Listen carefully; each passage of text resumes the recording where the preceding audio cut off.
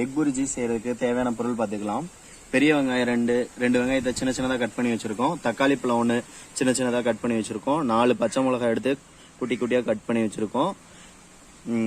மல்லித்தலை கொஞ்சம் எடுத்திருக்கோம். எக்கு 5 எக்கை வேக வச்சு எடுத்து சின்னதாக கட் பண்ணி வச்சிருக்கோம். கடுகு ஒரு கால் டீஸ்பூனும், சீரகம் 1/4 டீஸ்பூன் எடுத்திருக்கோம். சோம்பு 1 டீஸ்பூனு, சில்லி பவுடர் 1 ஸ்பூன் அளவுக்கும், பெப்பர் 1 ஸ்பூன் அளவுக்கு எடுத்திருக்கோம். மல்லித்தூள் 1 ஸ்பூன் அளவுக்கு எடுத்திருக்கோம். ஆயில் ஒரு 2 ஸ்பூன் அளவுக்கு எடுத்து வச்சிருக்கோம். வாங்க எப்படி செய்யறதுன்னு பாத்திரலாம். அடுப்பு பற்ற வச்சாச்சு. பாத்திரத்தை வச்சுக்கலாம்.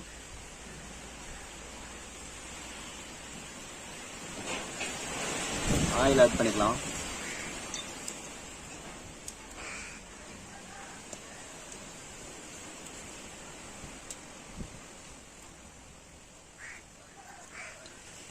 ஆயில் சூடாயிருச்சு. கடுகு ஆட் பண்ணிக்கலாம்.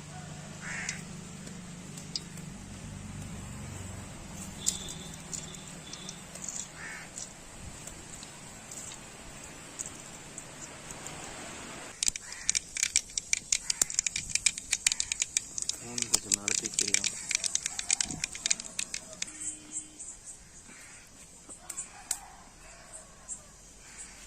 அது கூட ஜீரகமும் சோம்பும் ஆட் பண்ணிக்கலாம்.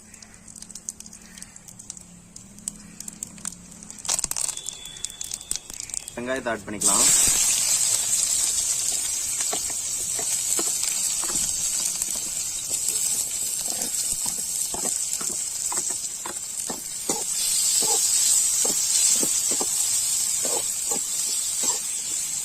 இது கூட கருவேப்பிலை ஆட் பண்ணிக்கலாம்.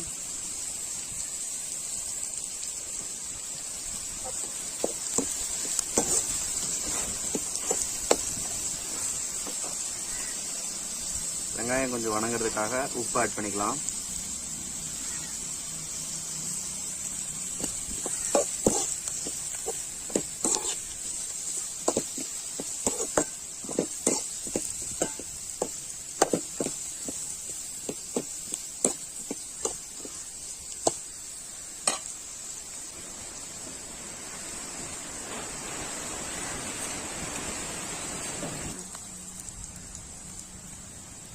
வெங்காயம் நல்லா வணங்கிருச்சு. இது கூட தக்காளியும் பச்சை மிளகாயும் ஆட் பண்ணிக்கலாம்.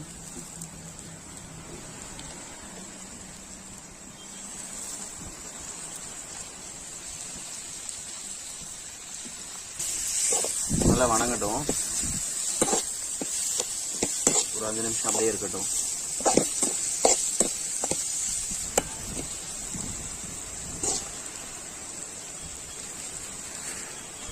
கூட மல்லித்தூள் ஆட் பண்ணிக்கலாம். சில்லி பவுடர் 1 ஸ்பூன் ஆட் பண்ணிக்கலாம். நல்லா கிண்டி விட்டுருங்க.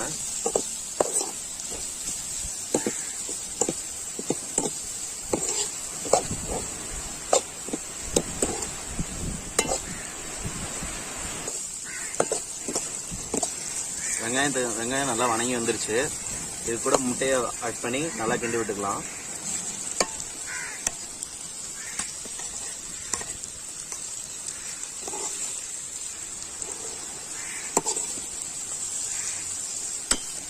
நல்லா மெதுவாக கிண்டி விடுங்க. அப்படின்னா முட்டை அந்த இது உடையாத மாதிரி அப்படியே வரும்.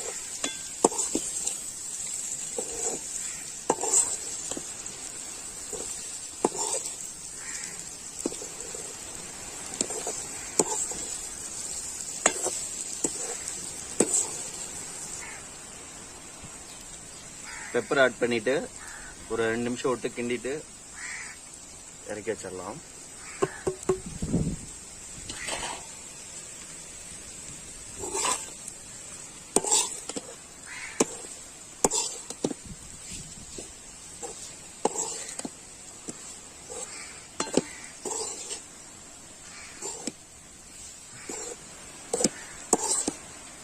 கொத்தமல்லி தலையை தூவி விட்டு இறக்கி வச்சிடலாம். அவ்வளோதான், நம்ம எக் புர்ஜி ரெடி ஆயிருச்சு.